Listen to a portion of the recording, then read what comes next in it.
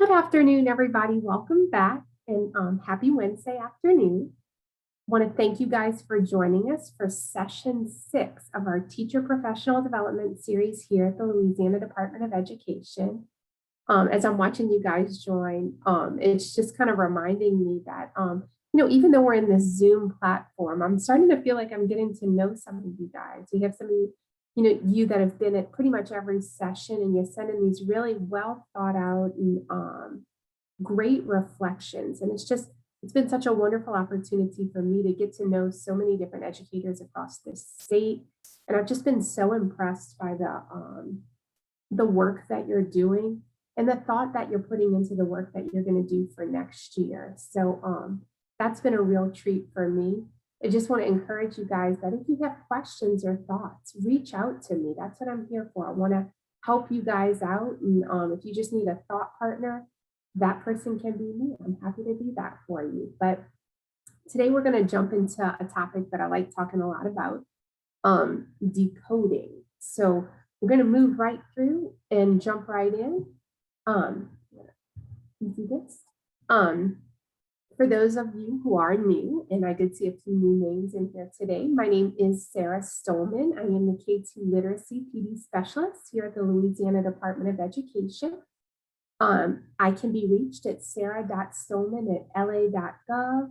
You can also tweet any of us here on the Literacy Division using the hashtag Louisiana Literacy or the hashtag Reading Revival, or both.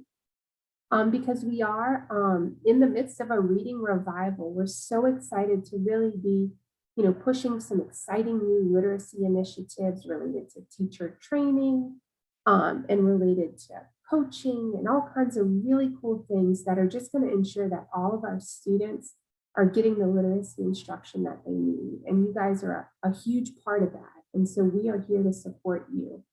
And if I can support you in any way, just definitely reach out to me. As always, this is a big call. So if you can just make sure to mute yourself and stop your video. If you have questions, put them in the chat. And if you have any sort of accessibility needs, or if you have a colleague who has accessibility needs and maybe is concerned about logging in because of those, feel free to reach out to the LDOE Communications Department at LDOEcommunications@la.gov so we can accommodate you guys as needed. We do have our door prize winners from our last session. So if this is you, go ahead and send me an email with your address and I'll make sure to get that door prize in the mail to you. But I do want to acknowledge Carrie McDonald, Carrie Haley, and Charlotte Reed. So if that is you and you are in this call, send me an email with your name and address. And if you feel more comfortable sending me your school address, that's totally fine too. And I'll send you your door prize in the mail. And don't forget to submit your response to today's Engage question. And I've changed today's Engage question up a little bit, so you might want to stick around to the end. I think you might enjoy this one.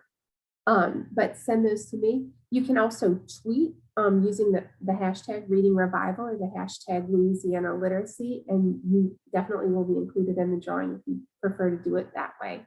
But either way works for us. And I really have been getting a lot from your reflections, and I hope you have too. Somebody did tell me they felt just having that time after the session to process and to kind of think through what we had talked about was proving really valuable for them.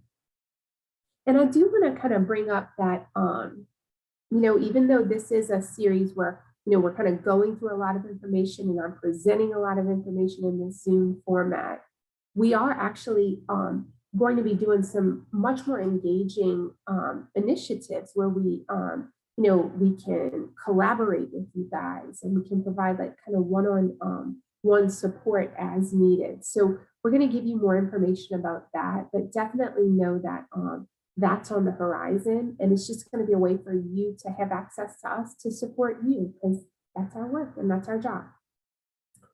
In our last session, we spent time explaining the importance of systematic explicit phonics instruction in developing skilled readers.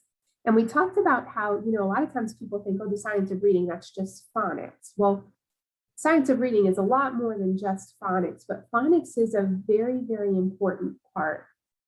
Ensuring that our students understand how our letters and our sounds relate is a very, very, very important step in moving them to reading fluency. And so having that knowledge of phonics is crucial. But today's focus is going to be on what do you do with that knowledge of phonics, right? That knowledge of phonics is only useful to the extent that you can decode words. So today our focus is on decoding. And our objective today is that by the end of this session, you're going to be able to describe decoding, what it is, why it's important, and how you can support your students' abilities to decode with automaticity. And remember, when we say automaticity, we're talking about kind of very quickly, rapidly, without thinking about it. We want them to have the ability to recognize these words pretty much by sight. And I'm not talking about sight words. I feel like I kind of say that every time, sight words in the way that we used to teach them, where you'd send them 10 words every week and they'd memorize those words.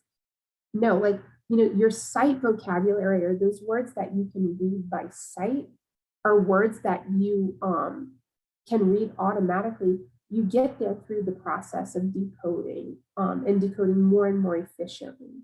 So we're going to talk all about that today. And hopefully by the end of this session, you're going to be like, yeah, I totally understand decoding. I understand what I need to do to support my students with their decoding such that they're able to read fluently. Okay, so what is decoding?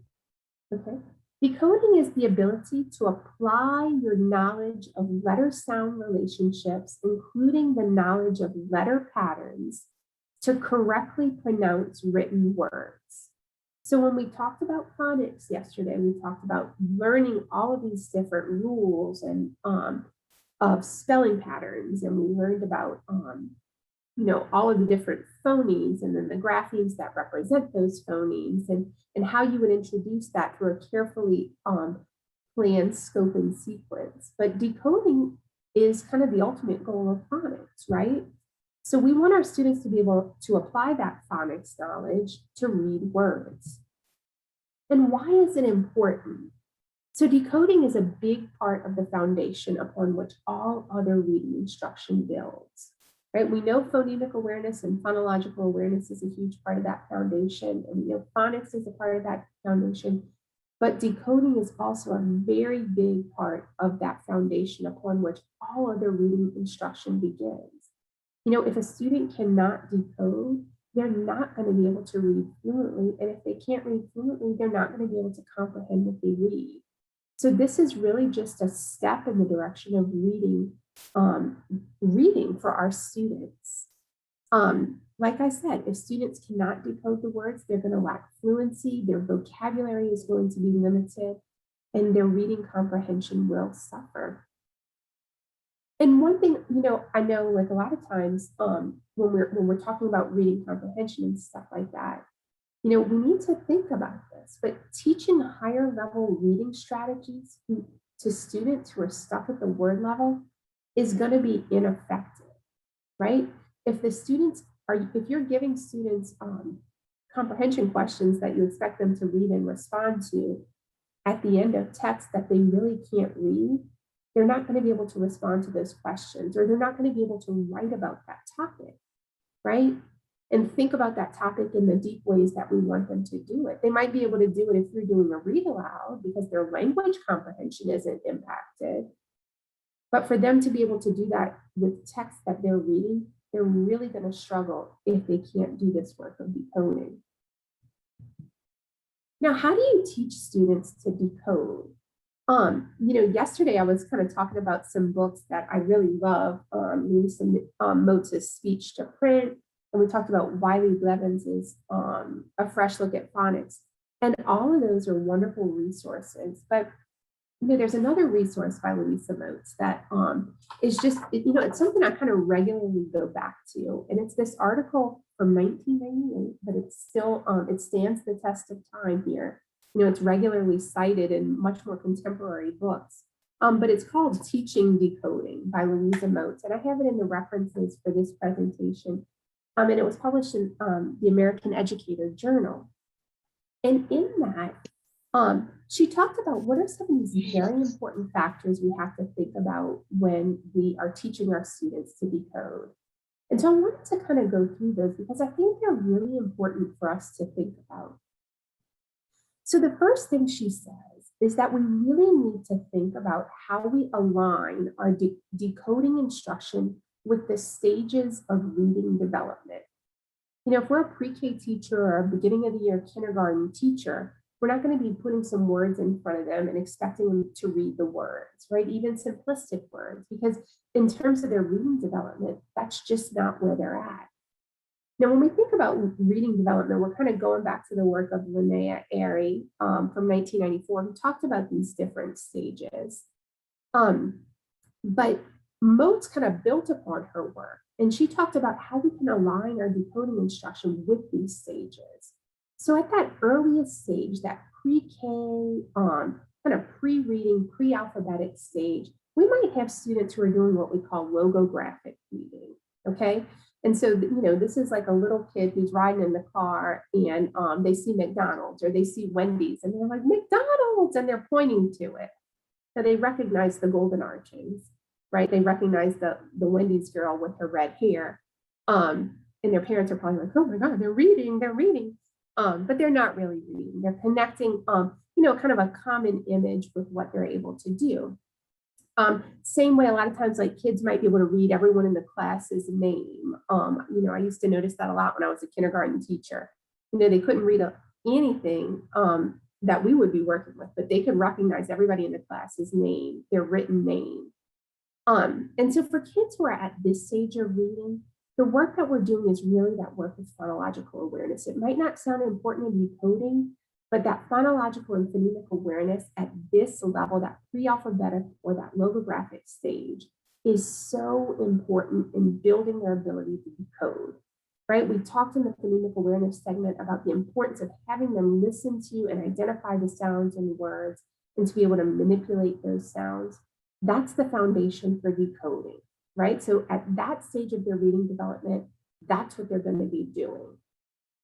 Now, later in the kindergarten and at the beginning of first grade, they're in what we call like the novice or the early alphabetic reading stage. So this is where they can make some basic phoneme, grapheme correspondences. They can probably decode some simple words, right? So they might know that at, and they can decode those words. And so you're going to give them that.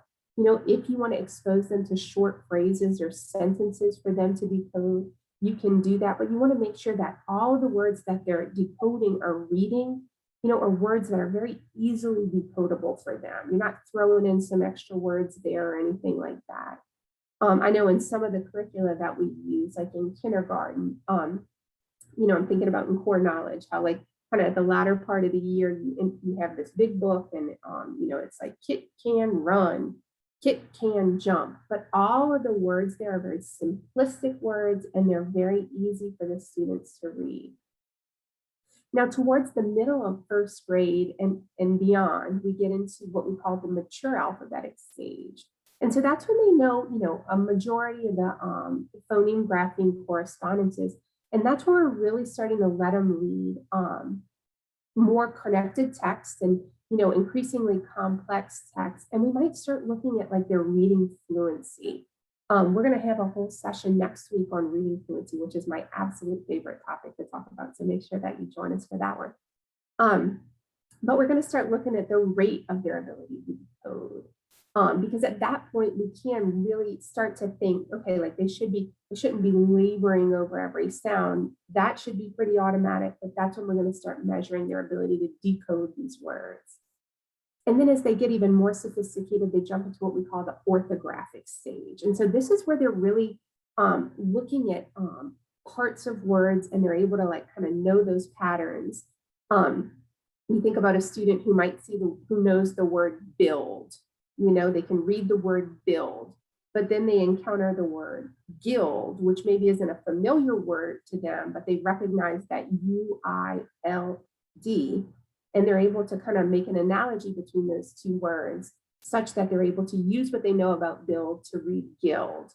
or the way that they might automatically read prefixes or suffixes. And, we talk about kind of great teacher modeling. And as you're modeling reading, students are going to begin to do the things that you do. So if you see build, or if you see guild in a book, as an example, and you say, oh, guild, I don't know this word, but I know the word build, and it's UILD.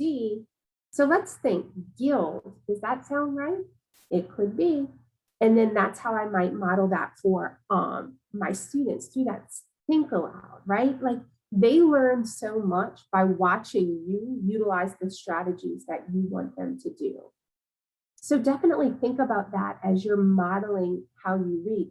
Not only are you doing read alouds in your class to kind of build their language comprehension, right? Where you might be reading above what they can read, but you're also going to read books on their level and model how you would use these strategies to decode those words. As a kindergarten and a first grade teacher, you have a big book, a decodable big book. And, if we go back to the Kit Can Run, you're modeling at the beginning, kit. So you're modeling that decoding and then that recoding so that they can see what they should be doing. And that is powerful instructional work. And, like a kind of a theme through a lot of these sessions has been just not to overcomplicate the work. We're going to talk a little bit about ways that you can practice these skills, but sometimes just the teacher model, the teacher read aloud, and then giving those students opportunities to practice is the best thing that you can do. And that as a teacher needs to be where you're spending your time, thinking of ways for them to practice, right? But I'm going to have those references in the reference section for this. And it's definitely worth a read for you as a teacher, both of those articles. Now, in this article about teaching students to decode, in the Moats article, she also talks about aligning decoding instruction with the structure of the English language. And so yesterday we talked about how, English is a very complex language. We have, 44 phonemes approximately. And then, hundreds of different spellings for these phonemes, right? We're not an alphabetic language where every letter that we have has one sound, like Spanish. And so, for a lot of students, as it's important to understand our spelling system in this historical perspective, right? And in this article, they kind of go through like, it's from the Greek, from the history of the Greeks, where, they just kind of had graphemes for consonant sounds, and then they gradually wove in graphemes for vowel sounds. And then the Anglo-Saxons came in and like wove in double letter spellings and things of that nature. But as a teacher, it really helps you to understand this history because it helps you to understand how our language works. And you as a teacher, that is important knowledge for you to have because it's going to help you anticipate confusions and support them when those confusions happen, when these students are not getting it. So you have to understand the English language like the back of your hand. And that's where books like Speech to Print and this article that I'm referencing will be really helpful for that. Also teach speech to print, not print to speech. And this is kind of paradigm shifting for a lot of teachers because, we're so used to teaching the names of the letters. And maybe if you've been like a kindergarten teacher, you're so used to having like A week or B week or something like that. But really that's backwards. There are many different approaches to phonics, right? But generally speaking, what we're finding is that the best way to introduce this to students is sound first. So we might show them the letter M, but we're not going to say, okay, this is an M. M says, right? We're going to say, this is a picture of Now, gradually, we will introduce the letter names to them. It's not that we never want them to know that, but we want to make it as less complex as possible as we introduce this to them. And a lot of times, like kind of in the past, and look, guys, I was a kindergarten teacher, a long time ago, so I know how we used to do things, right? Like we'd be like, okay, Now today we're going to work on M. M says, this is how you write M. Okay, we're going to put the shaving cream on the table and we're all going to write M and we're going to say and do all of these things. And but the problem is, if you think about that, when you're doing that, you're expecting in the context of one lesson, the student to learn 3 things. And for students for whom this information is new, that's so much information. They have to learn how to write the letter. They have to learn how to say the letter name. They have to know the sound the letter makes, right? But our approach now is we teach the sound first, and then we teach the varied spellings. And like we said yesterday, we talk about we move from the least complex spellings and the least ambiguous spellings to the more, and then we move into more complex spellings. But we always start with that sound. And if you have questions about that, feel free to email me, and I'd love to talk more about that. And then the other thing I want to talk about is, I know we might have teachers on here who are, beyond 2nd grade. You guys need to know how to teach students how to attack words too. And we need to teach word study beyond 2nd grade. It doesn't just stop there, particularly for our students who are struggling. So when we think about, those students who maybe aren't super fluent readers, or maybe their comprehension is struggling, we do want to teach them how we attack words and what we can do and what skills they need in order to do that. So these are all very, very important things. Now, we also want to teach the code in the way the children learn it most easily, explicitly and systematically. We talked about that a lot in our phonics session. We want to teach pattern recognition and not rule memorization. It's, because they'd have to memorize hundreds of rules, right? But we're teaching them like these general patterns that they're going to see in words and how they can apply those, right? So we want, if we're talking about, say, the silent E and how the silent E makes the vowel say its name, that's a pattern that we're going to teach them. We're not teaching them, okay, every time you see a consonant E, it's going to sound like this, right? We're teaching them to recognize these patterns because, like I said, there are millions of different rules, not millions, but certainly hundreds of different rules they would have to memorize, and that's not efficient for them. So we're teaching them that pattern recognition. We also want to encourage active, constructive exploration, right? So, we talked about this yesterday too, but you as a teacher, you introduce the spelling, you introduce how to do the decoding quick. Where you want to spend your time is giving them those opportunities to practice. And we're going to talk about what that practice can look like in just a second. But it's very important for them to have practice in multiple different ways, with single words and connected text and short phrases, all of these different things, but that's how they practice and that's how they get it, right? And remember, mastery takes 6 to 8 weeks from the introduction on average. So don't expect that they're going to get it right away and be able to apply it everywhere they see it. Like, giving them that constant practice is really going to help. And then anticipating, preventing, and correcting confusions. That's huge. And we're all proficient readers, right? That's why you're a teacher, and we can realistically assume that everyone in here, has a very large sight vocabulary. We're not decoding most of the words that we encounter. So sometimes it's hard to step back and think about what's going on in their little brains. Like an example might be, we have, I think 14 different examples of sounds that the mouth placement is the same. The only difference is they're voiced or unvoiced, right? So think about p and b. We do the same thing with our mouth. The only difference is that p is not voiced and b is voiced, right? But a lot of times for young learners or people who are just making those connections between sounds and letters, they have a really hard time distinguishing that. So a lot of times in kindergarten writing, they'll confuse that p and b sound in their writing, or a and eh, right? Sounds very close. So you have to think about, what are you going to do when those students inevitably have that confusion, right? Anticipate it and be prepared to address it on the spot, you know, because it's pretty patterned, like the way they're going to confuse things. And as a teacher with, as your experience grows, you'll start to notice it. Okay.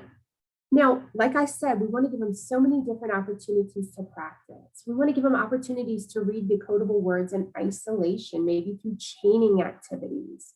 We want to give them opportunities to read decodable words in simple sentences and in connected text. One question you kind of may hear a lot is, okay, well, where can I buy decodable texts, right?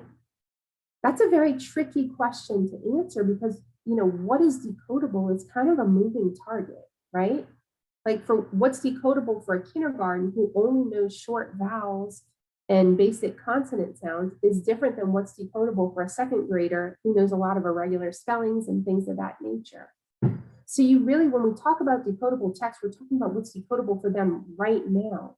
But the students need opportunities to practice in texts that are decodable for them right now. And many of our curricula provide that, which is wonderful. And if they don't, you're just going to have to do some digging. I mean, I used to write little stories for them with all of their, with the decodable words that they knew if I couldn't find something, and I'd have them read it. But there are a lot of resources available out there.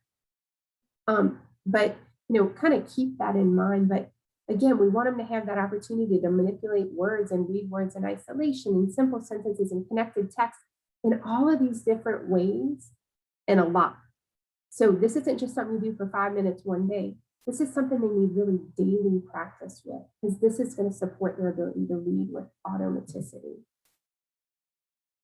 Thinking back to some of the things I would do in my class, some of the activities that I would do to support decoding, chaining, right? Like I'd have some words, I might even have different letters written on some index cards, and I'd say, okay, like this word is mad. They would read it, mad.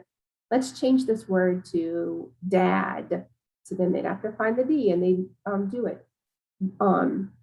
You can do silly voice. I mean, kindergartners get so excited about anything. First grade students get so excited about anything. Okay, we're going to read this one in a robot voice and have some words for them to read. It's just a way to make it fun and engaging. As you get into the simple phrases, you can do like a 2 voices activity where if you maybe have 2 students who are kind of similar level, have one student read one sentence, another student read another sentence, and then they read together.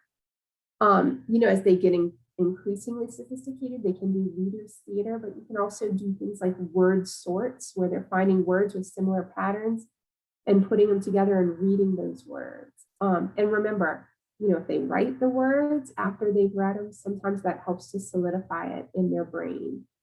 So definitely something to think about there. But those are just fun activities that I love to do with my students, and I miss it because they get so excited. They love learning to read. I mean, just think about how monumental this is in their lives. I mean, it's empowering for them. So they are so motivated and excited for it. So make it fun.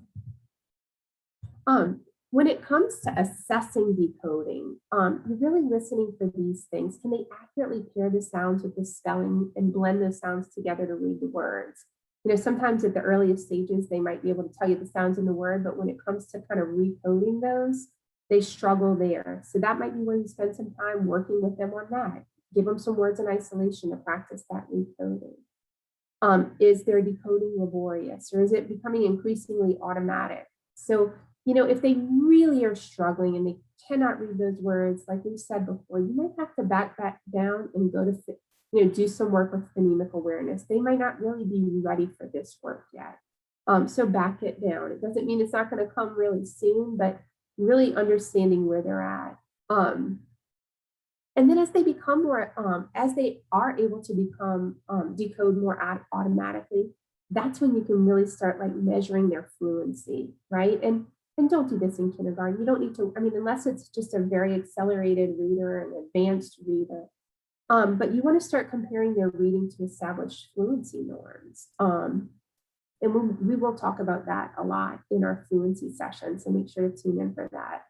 But that's just such a great way to get an accurate picture of like kind of how they compare to their peers nationally. And it gives you some great resources for how you can support them. And again, all of this work that we do to support decoding, the ultimate goal is this sight recognition. And we've talked about this a lot, that, it's not sight words, it's not memorizing words, but it's that thing that happens after you become very proficient with decoding, right? As adults, we can recognize between 30,000 and 60,000 words by sight. I'm not decoding, I'm not just a rapid decoder.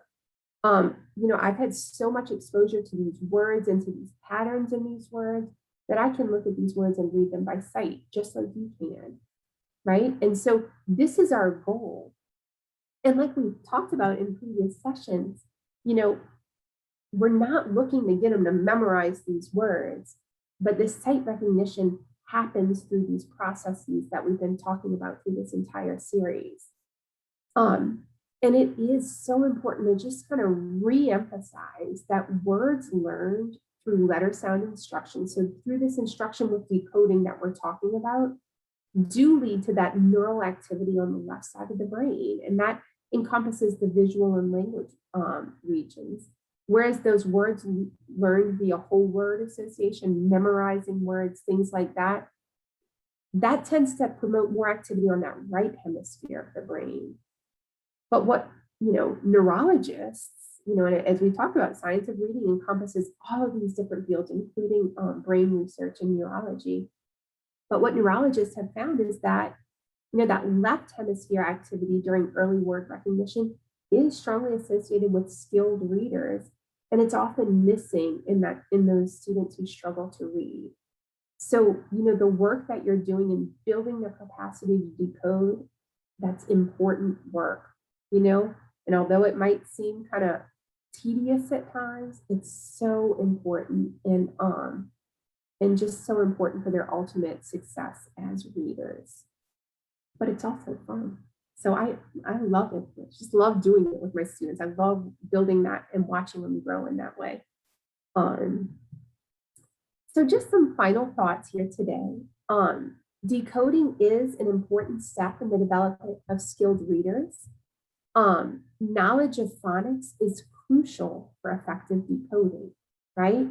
So, you can listen in on what they're doing, and if you notice patterns in what they're struggling with, you might have to go back and reteach some of those phonics skills. But our students who struggle to decode are going to struggle to read fluently because we're not really pushing them in the direction of that sight recognition. And then you just have to give them ample opportunities to practice that decoding. In isolated words, in short sentences, and in longer connected text, in many different modalities, many different ways. And that's the fun part of being an early literacy teacher. We can have fun there, and we can, make it little fun activities for them to do at their desk and stuff like that. But you can watch what they're doing and get so much insight into where they are in their reading development. And so, yeah, it's fun. We have the best job ever being teachers because it is fun and it really changes their lives. So keep that in mind and keep that, always remember that when you're doing that work. Okay, so our engaged question today is a little bit different. I decided to do something kind of a little bit like a scenario. So Sarah is a student in your class whose decoding is inaccurate and labored. Right? Like she's just, she struggles over every word. It takes her a long time to read through any decodable passage. And much of what she reads is inaccurate. Okay? Does this sound like any student maybe you've had? What would be your first steps in assisting Sarah? So think that through. What would be your first steps in assisting Sarah? If you would, just go ahead and you can, my colleagues are going to post that in the chat for you along with my email address, and send me that email and I will, and we'll kind of talk about those. But I really do value these reflections. You guys are really thoughtful, wonderful educators. And if you wouldn't mind, definitely do our session feedback form. I've gotten a lot of questions about CLUs. The only way I know to give you a CLU is if you answer the question about CLUs here in this feedback and put your email address so that I can send you that certificate for your CLU forms. But my colleagues are going to post that in the chat as well. We're going to have this posted on the Louisiana literacy site soon, this video along with session redelivery notes and the session notes. And you'll be able to access all of these great resources that I've been kind of promoting because they're just so wonderful. And it will make an immediate impact on your instruction. Thank you guys so much for joining us. Tomorrow is our leaders series, so join us for that if you're a school leader. And then I'll see you guys next Tuesday where we're going to start talking about reading fluency. And I told y'all that's my favorite thing to talk about. So be there. Thank you guys so much for joining us and have a great weekend. Bye.